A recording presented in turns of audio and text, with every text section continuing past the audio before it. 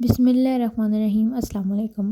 حضرت شاہ عبدالعزیز دہلوی رحمۃ اللہ علیہ کے زمانے میں ایک ہندو پنڈت نے ایک اعلان کیا کہ ہندو مذہب سچا مذہب ہے اور اسلام جھوٹا مذہب ہے، اور دلیل اس نے یہ پیش کی کہ ہمارا فلاں مندر جو 2000 سال سے بنا ہوا ہے آج تک بالکل صحیح سالم ہے، اس کی دیواریں، کھڑکیاں، دروازے اگر سب کچھ ویسے کا ویسے آج تک اپنی اصلی حالت میں موجود ہے، جبکہ مسلمانوں کی مساجد ایک سال بھی نہیں گزرتا کہ رنگ و روگن، در و دیوار، دروازے، کھڑکیاں سب کچھ خراب ہونا شروع ہو جاتے ہیں۔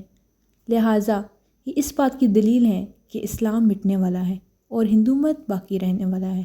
مسلمانوں کی اکثریت اس پروپیگنڈا کا جواب دینے میں ناکام رہی اور اس کی وجہ سے لوگ بہت شش و پنج میں مبتلا ہو گئے کہ اس پروپیگنڈا کی روک تھام کیسے کیا جائے۔ ایسے میں حضرت شاہ عبدالعزیز دہلوی رحمۃ اللہ علیہ آگے آئے اور انہوں نے اعلان کیا کہ اس کا جواب میں دوں گا۔ پنڈت نے کہا، کیا جواب ہے؟ حضرت نے کہا، ایسے نہیں، اسی مندر کے دروازے پر جواب دوں گا۔ مقررہ وقت پر مسلمان اور ہندو سب جمع ہو گئے کہ دیکھیے کیا جواب دیتے ہیں۔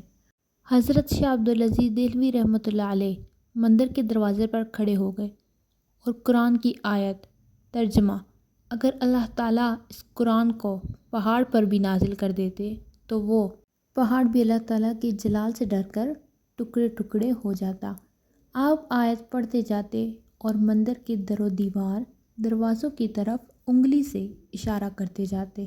ایسے میں اللہ تعالیٰ نے آپ کے ہاتھ پر اپنے دین کی حقانیت کی کرامت ظاہر کر دی اور مندر کی دیواریں گرنا شروع ہو گئیں، دروازے ٹوٹنے لگے۔